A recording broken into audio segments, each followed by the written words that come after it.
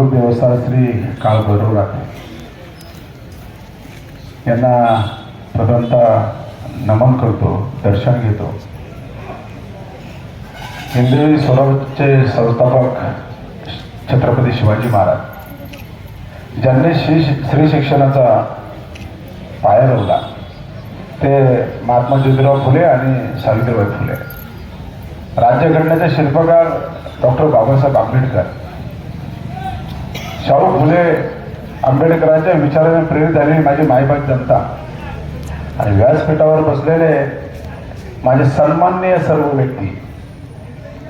सन्माननीय व्यक्तीमध्ये आमचे सुरेश भाऊ असेल, आमचे कुमार हिंगे साहेब असतील, खरं तर गोरे साहेब असतील, सगळ्यांची नावं आदराने घेण्यास इतके योग्यतेची माणसं. वेळ न दवडता, कारण वेळ कमी आहे आणि खरंच माझ्या नंतरचे 3 वक्ते बोलणार आहेत त्यांचं तुम्हाला ऐकायचं आहे. कारण मी जे बोलणार आहे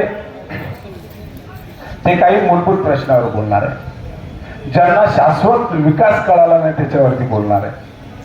मूलभूत प्रश्न आपले काय असतात तर आपले असतात पाणी, आरोग्य, शिक्षण, रस्ते, शिक्षा आणि रोजगार. मग पाण्याचा काय विषय आहे?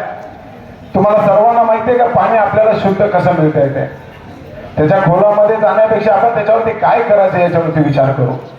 पाणी आपल्याला सर्वांना मिळतं, पण किती शुद्ध मिळतं हे आपण आपलं स्वतःचे आत्मपरीक्षण करण्याची गरज आहे. मग ते शुद्ध पाणी देण्यासाठी काय करावं लागेल ती योजना आमच्या सारख्यांनी तयार केलेली आहे. मग ते शुद्ध पाणी येणाऱ्या काही काळामध्ये मी तुम्हाला सर्वात फक्त औषधखोरबद्दल बोलत नाही, तर माझ्या मतदारसंघामध्ये येणाऱ्या 14 गावांबद्दल मी बोलतोय. या 14 गावांमध्ये शुद्ध पाणी देण्याचं काम आम्ही सर्वजण करणार आहोत. यानंतर जो काही विषय असेल तो आरोग्याचा असतो.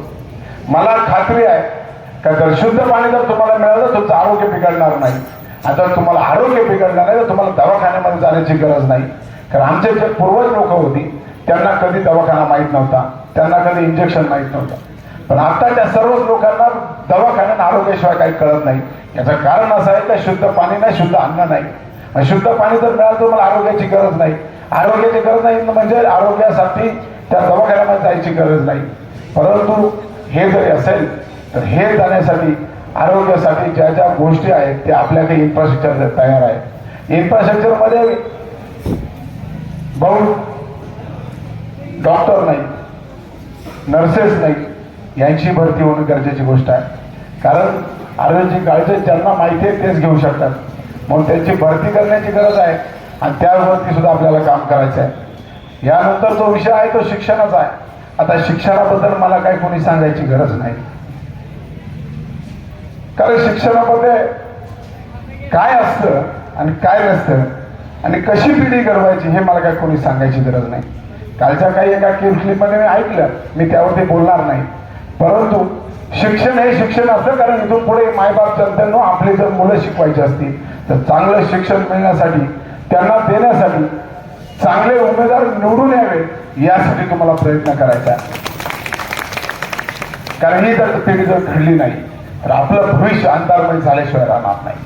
आणि ते जर आपलं प्रकाशमय जर जीवन करायचं असेल तर आपल्याला इथून पुढची आपली पिढी घडवावं लागेल. यानंतरचा जो विषय आहे तो रस्त्यांचा आहे. मी अनेक रस्ते बघतो अण्णा, रस्ते कसे असावे याला एक गणित ठरलेलं आहे. मी स्वतः सिव्हिलमध्ये काम करणारा माणूस आहे, मला इथे काय कोणी शिकवण्याची गरज नाही. कारण रस्ते आपण आपल्या गावापुरतच बोलू, कारण मी 14 गावं फिरलो, 14 गावाचे रस्ते बघितले. आपल्या गावातले त्या 14 गावातले काही वेगळी परिस्थिती नाही. आज केलेला रस्ता 4 दिवसामध्ये फुटतो, याच्या इतकी वाईट गोष्ट कुठे मी बघितलेली नाही. मग ती नीट करण्यासाठी काय करावं लागेल याच्याही काही योजना ठरलेल्या आहेत. मग ते योजना कोणत्या आहेत तर मला तुम्हाला सक्षम करण्याची काही इच्छा आहे. सक्षम करणं म्हणजे काय, तुम्हाला त्या रस्ता कसा बांधतात याचं जर ज्ञान आलं तर कुठलाही कॉन्ट्रॅक्टर तुम्हाला वेगळ्या पद्धतीने रस्ता करणार नाही, कुठेही मलाई खाण्याचं काम करणार नाही. कारण तुम्ही स्वतः जेव्हा जागरूक व्हाल नागरिकमध्ये बंधू आणि भगिनींनो, तेव्हाच आपल्या गटाचा विकास झाल्याशिवाय राहणार नाही. मग तुम्हाला जागरूक होणं गरजेची गोष्ट आहे. यानंतर जो येतो शेतीवरती येतो. खरं तर आपला हा भाग शेतीप्रधान भाग आहे. प्रत्येक माणूस इथे शेतकरी म्हणून बसलेला आहे. मी एक शेतकऱ्याचा माणूस आहे. माझे वडील जरी बँकेमध्ये सर्व्हिस करत असले तर माझी सुद्धा शेती आहे. या शेतीवरती काय काम करावं? आपण सोन्यासारखा मान पिकवतो. सोन्यासारखा पिकवलेला माल मातीमोल भावामध्ये विकतो. याचा कधी कोणी विचार केला? का करू नये? यासाठी आपल्या आंबेगाव तालुक्याची एक अन्न प्रक्रिया उद्योग संस्था आहे भाऊ. पण मी गेले कित्येक वर्ष बघतो ती बंदच आहे. ती का चालू झाली ना हा एक मला पडलेला प्रश्न आहे. मग सहकारी संस्था होते निर्माण केली तर संस्था तुम्ही बंद करत असाल, जर ते चालू होत नसतील तर त्या अशा संस्थांपेक्षा आपण स्वतःने सगळ्यांनी एकत्र येऊन एखादी अन्न प्रक्रिया संस्था का उभी करू शकत नाही, हा एक विषय आहे. परंतु यावरती काम करताना मी तुम्हाला खरंच आव्हान करेन, मला तुम्ही साथ द्या. मी तुम्हाला स्वतः स्वयंरोजगार निर्माण केल्याशिवाय राहणार नाही, हेच तुम्हाला मी ग्वाही देतो. कारण हे माझे महिला मंडळ बहुसंख्येने लोक आहेत. परंतु आज दुसऱ्याच्या बांधावरती गेलं तर काय होतं काय नाही मला माहिती आहे. त्या ठिकाणी कशी काय परिस्थिती हे मला माहिती आहे. मग तुम्हाला जर तुमच्या घरातून जर एखादा जर रोजगार मिळाला, तुम्हाला काय हरकत आहे माझ्यासारख्या उमेदवार निवडून देण्यासाठी? मी तुम्हाला तुमचा व्यवसाय घरात बसून कसा करायचा आहे हे मी तुम्हाला सांगणार आहे. कारण ह्याच गोष्टी आपल्याला इथं पुढच्या आयुष्यामध्ये करायच्या आहेत. यानंतर जे तरुण मंडळी आहेत, जे माझे सहकारी आहेत, जे माझ्याबरोबर ते काम करतात, यांच्यासाठी सुद्धा आपल्याला काम करावं लागेल. कारण समाजामध्ये बरेच असे मोकळे फिरणारे बेरोजगार तरुण मी बघतो. यांच्यासाठी काय करणार? यांच्यासाठी कुणाकडेच काही योजना नाही, पण ती योजना आखलेला मी माणूस आहे. कारण या तरुणांना उभं केलं तर घर चांगलं होईल, आणि घर चांगलं झालं तर समाज चांगलं होईल, आणि समाज चांगलं झालं तर गाव चांगलं होईल, गाव चांगलं तर राज्य चांगलं होईल, ही खात्रीशी मी तुम्हाला सांगतो. म्हणून ह्या मुलांना घडवण्याचं काम करायचं आहे. मी तुम्हाला जास्त बोलत होतो, वेळ घेणार नाही. परंतु मी ज्यावेळी माझ्याकडे कुठलंही पद नव्हतं त्यावेळी मी शिक्षण व्यवस्थेवरती काम केले, त्यावेळी मूलभूत प्रश्नावरती काम केलेले. आणि हे करत असताना मी समाजातील कुठल्याही समाजातला जर माणूस असेल, जर माझ्याजवळ तो मुलगा आला तर त्याला एक चांगलं ज्ञान देण्याचं मी काम केलेलं आहे. मी त्याला घडवण्याचं काम केलेलं आहे. तुम्ही प्रत्येक गावामध्ये जा, त्या दिवशी म्हणजे योगेशनी मुलाखत दिली. योगेश असेल, अतुल असेल, संतोष असेल, अशा अनेक नावं घेण्यासारखी माझ्याकडे आहेत. का आपल्याच गावात वसंत टेमकर सारखा मुलगा असेल, अशी अनेक गोष्ट आहे. का माझ्याबरोबर जर एखादा मुलगा फिरत असेल, मी त्याला मोकळा महाराज फिरून देत नाही. त्याला माझा पहिला प्रश्न जो करतो काय ते मला पहिले सांग, विनाकारण माझ्या पाठीमागे फिरू नकोस. तुला जर तुझं पोट भरायचं ते भ्रांत असेल, तू माझ्या मागे फिरू नको. पहिल्यांदा तू तुझं पोट भरवण्याची विद्या माझ्याकडनं शिकून घे. तू तुझा पहिला पायावर उभा राहा आणि नंतर माझ्या मागे फिर. ही माझी स्पष्ट भूमिका आहे. आणि याच भूमिकेतून काम करता अनेक व्यवसाय घडवण्याचं माझ्यासारख्या माणसाने काम केलंय. आणि हे व्यवसाय घडवत असताना ही जी काही उमेदवारी मला दिली, खरं मी सुरेश भाऊ तुमचा खूप आभारी आहे. खरंच खूप आभारी आहे. सुरेश भाऊबद्दल तुमच्या मनामध्ये वेगवेगळे विषय असतील, पण मी बघितलं सुरेश भाऊ तुम्हाला सांगण्याची इच्छा आहे. सुरेश भाऊने माझ्यासाठी खूप मोठा त्याग केला. आता तुम्ही म्हणाल तुझे त्याचे संबंध आहेत, पण संबंध रक्ताच्या पलीकडच्या नात्याचे आहेत. ज्यावेळी एखादा उमेदवार निवडण्याची वेळ येते, त्यावेळी कोणता उमेदवार असावा? सुरेश भाऊ माझंच नाव सांगत होते, शरद दादा माझंच नाव सांगत होते, देवीदास दरेकर माझंच नाव सांगत होते, आणि निकम साहेबांचं बरोबर मी असल्यामुळे निकम साहेब माझंच नाव सांगत होते. प्रत्येकाला असं वाटत होतं माझ्या बाजूने उभं राहावं. परंतु सगळ्यांनी ठाम भूमिका घेतली. कोणतं चिन्ह पाहिजे त्याला द्या, कारण सुरेश भाऊचं चिन्ह आहे मशाल. आणि सुरेश भाऊने केलं त्याग मी खरंच भाऊ कधी विसरणार नाही, खरंच विसरणार. त्या बैरनाथाला कोण सांगतो,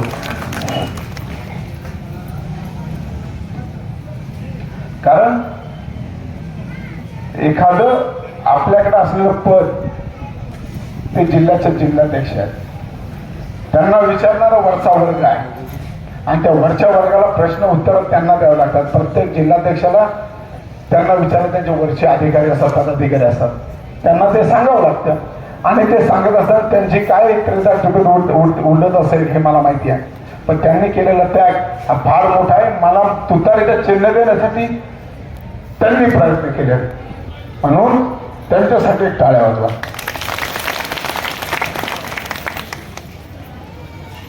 ह्या तुम्ही सर्वांनी मला उमेदवारी दिली. मला इथून पुढच्या आयुष्यामध्ये तुमच्या सर्वांची सेवा करण्याची तुम्ही संधी मला देणारच आहात. कारण हे मी इतकं काळजीपूर्वक सांगतोय. मी माझ्या अवसरीपेक्षा दुसऱ्या गावामध्ये काका नाही म्हणणार, माफ करा, काकांनी मला सांगितलंय काका हे डांबीस माणसाचं नाव आहे. तर कुमार शेठ माझं नाव जरी इतर गावामध्ये फक्त दानशूर व्यक्ती म्हणून असेल, एक व्यावसायिक म्हणून असेल, तरी सुद्धा मी तुम्हाला एकच सांगतो, आश्वासित करतो, भैरवनाथावरती आमची खूप मोठी श्रद्धा आहे. का या 14 गावामध्ये मी जो विकास करणार आहे, मी जो काम करणार आहे, तो शाश्वत विकास करणार आहे. शाश्वत विकासाची व्याख्या मी तुम्हाला सगळ्यांना सांगतो, आणि जे विरोधक असतील त्यांनी पण ऐका. शाश्वत विकास म्हणजे आज केलेली कामं उद्या वाहून जाणे नाही. शाश्वत विकास म्हणजे आज केलेली कामांची कमीत कमी गॅरंटी 25 वर्षाची शासकीय नियमानुसार. ते 25 वर्ष तुम्हाला चांगलीच कामं दिसतील, कारण शासनाचा निधी वायाला जाऊन देणार नाही, शासन निधी नको त्या ठिकाणी उभा करून देणार नाही, ही भूमिका घेणार आहे. म्हणून याला शाश्वत विकास म्हणतात. मुलांसाठी काम करणार आहे, तुमच्यासाठी काम करणार आहे, येणाऱ्या भविष्यातील पिढीसाठी काम करणार आहे, हे तुम्हाला आश्वासित करतो. आणि या ठिकाणी बहुसंख्येने माझ्या मातामाऊली उभ्या बसलेल्या आहेत. मी तुम्हालाही सांगतो का तुमचा सुरक्षेचा प्रश्न काही असू द्या, काही असू द्या, कोणताही असू द्या, नागरिकांना तुम्हाला सांगतो, माझा व्यावसायिक राजीनामा झालेला आहे. मला अन्न वस्त्र निवारा माझ्या पोटापुरता आहे, आणि इथून पुढच्या काळामध्ये मला आता तुमच्यासाठी झटायचं. इथून मागच्या काळामध्ये जो माझ्याजवळ आला त्याला मी काम केले, पण इथून पुढच्या काळामध्ये मला खरंच तुमच्यासाठी झटायचे. कारण माझ्या घरच्यांनी मला ती परवानगी देऊन टाकलेली आहे.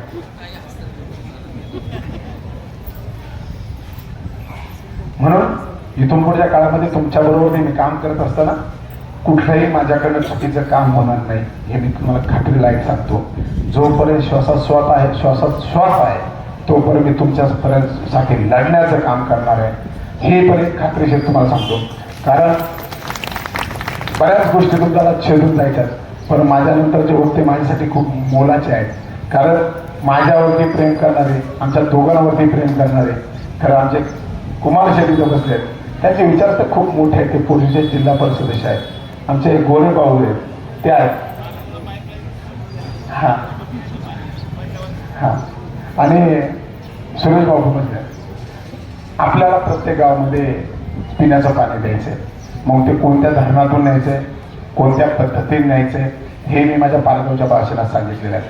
मी काल माझ्या पिंपळगावच्या भाषणात पण सांगितलं का अन्न प्रक्रिया उद्योग कसा असावा ते मी पिंपळगावमध्ये सुद्धा हे करायचे. आणि आपल्या ह्याच औषधामध्ये काही उद्योग उभे केल्याशिवाय, आपल्या मुलांना उद्योजक बनवल्याशिवाय मी राहणार नाही, हे तुम्हाला खात्रीशीर सांगतो. येणाऱ्या 7 तारखेला कितीही बोललं तर ते कमीच आहे. कारण इथून पुढच्या काळामध्ये निवडून आल्यानंतर मला परत एकदा तुमच्यापर्यंत पोहोचायचं आहे. कारण तुमच्याशी ज्या काही आड्या अडचणी मला समजल्या ते मला समजून घ्यायच्यात, परत एकदा एका कागदावर उतरवायच्यात, आणि 5 वर्षाचं मला वेळापत्रक तयार करून इतक्या मोठ्या समस्या काका आपल्या इथे आहेत. काकाच म्हटलं परत कुमार शेट्टी तो म्हणून येणाऱ्या 7 तारखेला मी स्वतः प्रशांत विठ्ठल अभंकर, माझं असलेलं चिन्ह तुतारे वाजवणारा माणूस, या चिन्हासमोर तुम्हाला बटन दाबायचं आहे. दुसरा माझा पलीकडच्या कानातील उमेदवार आहे, पिंपळगावकडे उमेदवार आहे मनोहर इंदोरे, यांचं चिन्ह आहे धनुष्यबाण.